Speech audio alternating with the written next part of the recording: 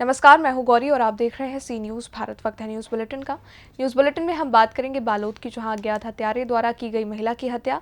आगे बात होगी बाराबंकी की, जहां बाराबंकी में बॉडी बिल्डिंग शो का आयोजन किया गया। मशहूर बॉडी बिल्डर्स हुए शामिल। बताएंगे कैसे कन्नौज में अखिलेश यादव के जनसंपर्क को लेकर पुलिस प्रशासन के हाथ पांव फूले। इन तमाम खबरों पर चलिए विस्तार से कर लेते हैं चर्चा। खबर बालोद जिले के अंतर्गत आने वाले सनौद थाना अंतर्गत आने वाली गुरु विकास खंड से लगे ग्राम पंचायत तितुरगहन के पास रात्रि 8 बजे अज्ञात हत्यारे द्वारा बोरी में भरकर सड़क किनारे फेंक कर चले गए, मगर बोरी से उसका पैर दिख रहा था। इसके बाद कोतवाल द्वारा थाना सनौद में सूचित किया गया। उसके बाद तुरंत पुलिस ने वहां पहुंचकर बोरी खोलकर देखा तो वहां एक महिला की लाश बरामद हुई, जिसे पीएम के लिए रात्रि में ही गुरूर लाया गया। अभी अज्ञात अपराधी के ऊपर 302, 201 लगाकर अपराधी की खोज पुलिस द्वारा की जा रही है। ये बात राजेश बांगडे, अनुपुलिस अधिकारी द्वारा मीडिया को बताया गया है। और क्या कुछ कहा, आगे आपको सुनवाते हैं। आज जो यहाँ पर घटना हुआ है उसके बारे में जानकारी। कल रात्रि में करीब 8:20 पे ग्राम तितुरगहन करके एक सनौद से गुरु रोड में गांव है, वहाँ से कोटवार ने फ़ोन किया कि एक डेड बॉडी बोरी में सड़क के किनारे पड़ा हुआ है। तो हमने तत्काल स्टाफ को वहाँ जाकर रवाना होकर जाकर देखे तो एक डेड बॉडी जो महिला की लाश लग रही थी, एक जो खाद वाला जो बोरी होता है, प्लास्टिक का बोरी, उसमें बांध के सड़क के किनारे रखा हुआ था। तो प्रथम दृष्टया देखने पर उसका जो पैर है वो बाहर निकला हुआ था, पैर में नेल पॉलिश वगैरह लगा हुआ था। तो उसे महसूस हो रहा था कि किसी महिला का लाश है वो, या महिला की डेड बॉडी है। तो हमने तत्काल गांव वाले के सहयोग से सबको बुलाया और महिला पंच और सबके उपस्थिति में तत्काल मर्ग इंटीमेशन दर्ज करके उस महिला का शव पंचनामा हेतु बोरी को खुलवाया गया। बोरी को खुलवाने पर उसको बीच से सिलाई को निकालने पर एक महिला, लगभग 35 साल की महिला जो साड़ी पहनी हुई थी, शादीशुदा जैसी लग रही थी और देखने से ऐसा पाया गया। लेकिन जब लोगों को भीड़ में जब उसका चेहरा दिखाया गया तो उसमें एक बंदा ने महिला को पहचान लिया। ग्राम रमतरा की महिला पाई गई है, जिसका नाम बीसवरी है, बीसवरी छोटी साहू। तो पता चलने पर उसको मर्ग कायम किया गया है। उसके पति और उसके घर वालों से बातचीत में पता चला कि वो कल दोपहर में ही कहीं धमतरी जाने के लिए निकली थी और उसके बाद से वो घर वालों को उसके बारे में कोई जानकारी नहीं है। छत्तीसगढ़ बालोद से सी न्यूज़ संवाददाता रमेश कुमार चेलक की रिपोर्ट। बाराबंकी में mister UP 2024 body building show प्रतियोगिता माइंड न्यूट्रिशन वर्ल्ड की तरफ से नगर के राजकमल पैलेस में आयोजित किया गया, जिसमें प्रोफेशनल बॉडी बिल्डर्स ने अपने बॉडी मसल्स का प्रदर्शन किया। बॉडी बिल्डिंग शो में लखनऊ के मनप्रीत सिंह प्रथम स्थान पाकर विजेता बने। वहीं कार्यक्रम का उद्घाटन जिला बार एसोसिएशन के अध्यक्ष हिसाल भारी किदवई और कांग्रेस नेता तनुज पुनिया द्वारा किया गया। कार्यक्रम के आयोजक मोहम्मद शहजाद ने बताया कि कार्यक्रम कराने का हमारा ये उद्देश्य था कि बॉडी बिल्डिंग जगत में बाराबंकी लेवल को आगे ले जाना था और यहाँ के युवाओं के अंदर एक मोटिवेशन लाना था। इस अवसर पर ओलंपिया रह चुके मशहूर बॉडी बिल्डर सैयद इसरार और मिस्टर वर्ल्ड रह चुके हरियाणा के सोनू जॉन शामिल हुए। बाराबंकी के अंदर mister UP and mister Barabanki का एक कार्यक्रम था, जिसको हमने माइंड क्लासिक 2024 के नाम से ऑर्गेनाइज राजकमल पैलेस में किया था। क्या उद्देश्य था इस कार्यक्रम में?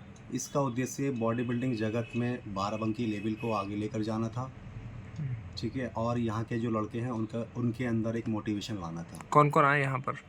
यहाँ पर हमारे सेलिब्रिटी गेस्ट में बेंगलोर से सैयद इसरार जो मिस्टर ओलंपिया रह चुके हैं, और हरियाणा से सोनू जॉन जो मिस्टर वर्ल्ड रह चुके हैं, और तमाम यूपी से हमारे बॉडी बिल्डर जिन्होंने पार्टिसिपेट किया है वो यहाँ पर कल आए थे प्रोग्राम में शिरकत करने के लिए। फर्स्ट कौन आया था इसमें?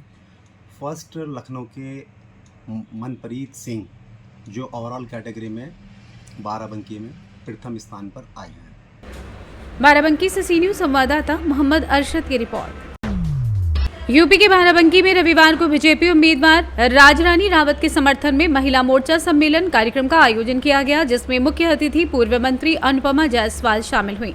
कार्यक्रम को संबोधित करते हुए अनुपमा जायसवाल ने कहा कि विगत 10 वर्षों में देश की महिलाओं के सशक्तिकरण में प्रधानमंत्री नरेंद्र मोदी अनेक ऐतिहासिक फैसले लिए। कहा, बहन बेटियों की सुरक्षा और सम्मान में लिए गए फैसलों की वजह से देश की आधी आबादी का भरोसा प्रधानमंत्री मोदी पर है।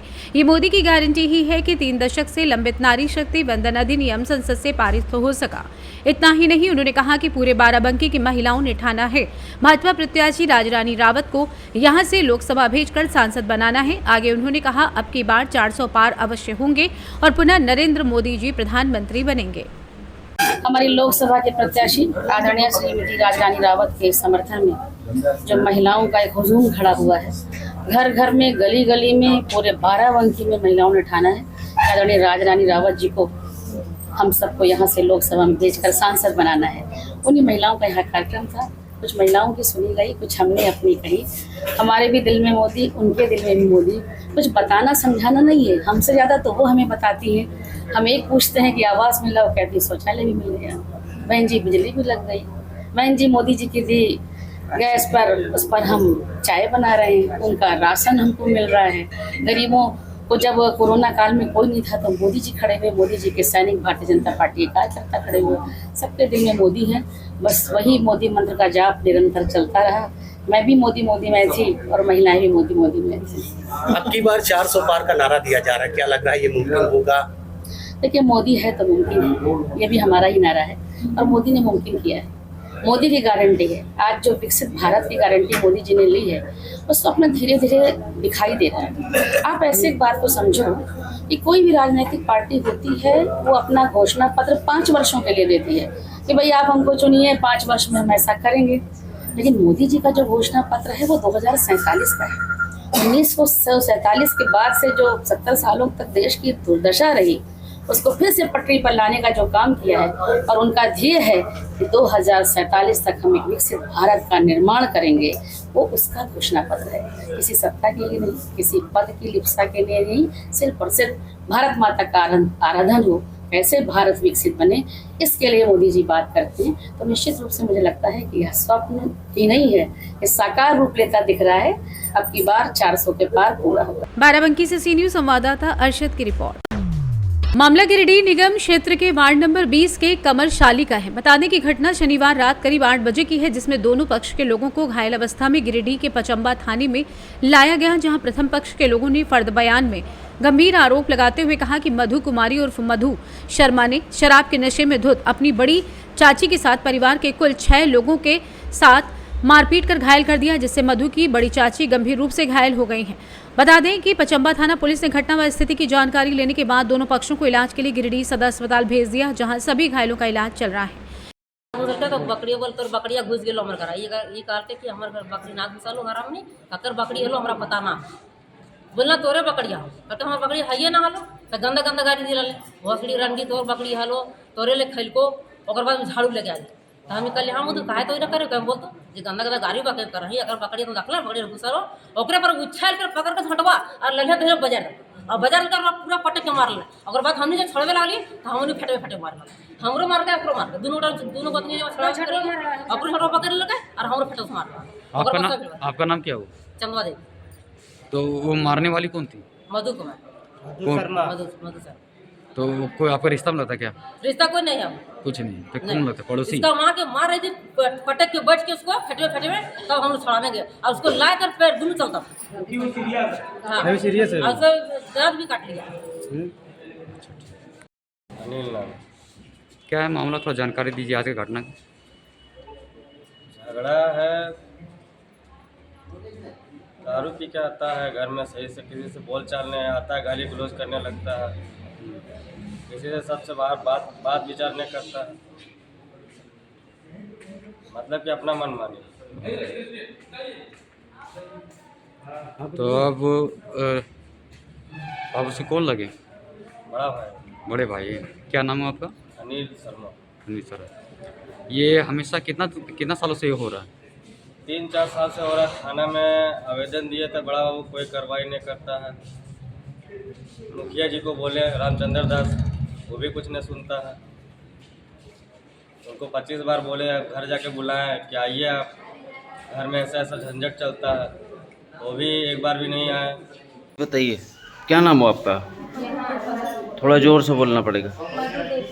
मधु देवी। कुमारी लिखा है हम लोगों को। घर कहाँ हुआ? ये कैसे हुआ आपके साथ? ये मेरा बड़ी मम्मी जो है उससे मेरा बहस हुआ, तो उससे थोड़ा भाषाभाषी हुआ सर, भाषाभाषी हुआ।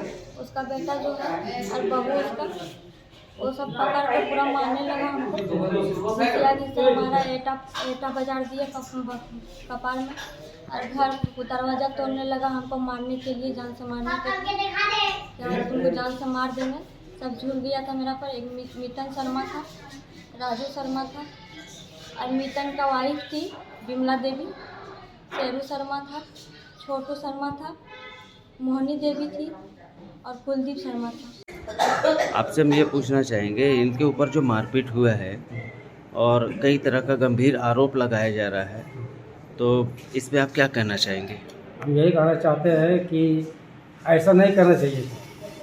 ठीक है, 2 जगह का लड़ा हुआ है, उसको समझा देना चाहिए। ठीक है, इसका पिताजी आने दो, पूछा जाएगा क्या है क्या नहीं है। मारपीट नहीं करना चाहिए। एक लड़की के 2 लड़का 3 लड़का मिल करके, और 2 लड़की 3 लड़के लेडीज मिल करके एक आदमी पर तुम मारपीट कीजिएगा, घर से निकाल करके मारपीट कीजिएगा, ये कहाँ का इंसाफी है? आपका नाम क्या होगा? मितन राणा। क्या मामला, थोड़ा जानकारी दीजिए। ये लड़की धंधा करती है और रात में कभी भी है ना इसके पास में आना जाना बाहर का आदमी लगा रहता है। और गांव वाला इसको कुछ ऑब्जेक्शन करते हैं तो ये बोलती है कि हम इसको फंसा देंगे, उसको फंसा देंगे रेप के उसमें। और ये मामला में उसका अपना भाई को भी 2 बार 4 बार उस थाना में बुला चुका है, और उसके ऊपर भी इल्जाम लगा हुआ है रेप केस में। और थाना वाला इसको फुल सपोर्ट करते हैं। और अभी हम बीच बचाव में करने गए थे तो हमको भी चाकू फेंक के मारा गया। गिरिडीह से सी न्यूज़ संवाददाता अमित की रिपोर्ट। इत्र नगरी कन्नौज में सपा प्रत्याशी अखिलेश यादव के जनसंपर्क को लेकर पुलिस प्रशासन के हाथ पांव फूले हुए हैं। बता दें, सीओ सदर कमलेश कुमार और कोतवाल दिग्विजय सिंह फोर्स के साथ लगातार सुरक्षा व्यवस्था दुरुस्त करने में जुटे रहे। वहीं सीओ सदर ने अखिलेश यादव के रुकने के सभी 3 पॉइंट पर पहुंचकर सुरक्षा व्यवस्था को परखा और संबंधित सपा समर्थकों से बात कर प्रोग्राम की जानकारी ली। बता दें कि अखिलेश यादव इत्र नगरी के बुजरिया शिखाना मोहल्ले से अपना चुनावी जनसंपर्क शुरू करेंगे। इस दौरान वो यहाँ एक इत्र निर्माता के कारखाने भी जाएंगे। यहाँ थोड़ी देर रुककर वो आनंदी दास स्थित सपा नेता गुड्डू सक्सेना के घर पहुंचकर परिजनों से मिलेंगे। इसके बाद वो पूर्व चेयरमैन सुनील गुप्ता मुन्ना भैया के आवास पहुंच थोड़ी देर मुलाकात कर शहर के विभिन्न रास्तों से बोर्डिंग ग्राउंड पहुंच करीब 4 बजे सीधे सफाई के लिए रवाना हो जाएंगे। इस दौरान अखिलेश यादव का जगह जगह स्वागत भी किया जाएगा, जो उनकी सुरक्षा व्यवस्था के लिए मुसीबत भी बन सकता है। ऐसे में पुलिस ऐसे सभी पॉइंट चिन्हित कर वहाँ फोर्स की टुकड़ियां तैनात कर रही है। कन्नौज से सी न्यूज़ संवाददाता सीबू सैनी की रिपोर्ट। फिलहाल के लिए न्यूज़ बुलेटिन में बस इतना ही। देश दुनिया की बड़ी खबरों के लिए आप देखते रहिए सी न्यूज़।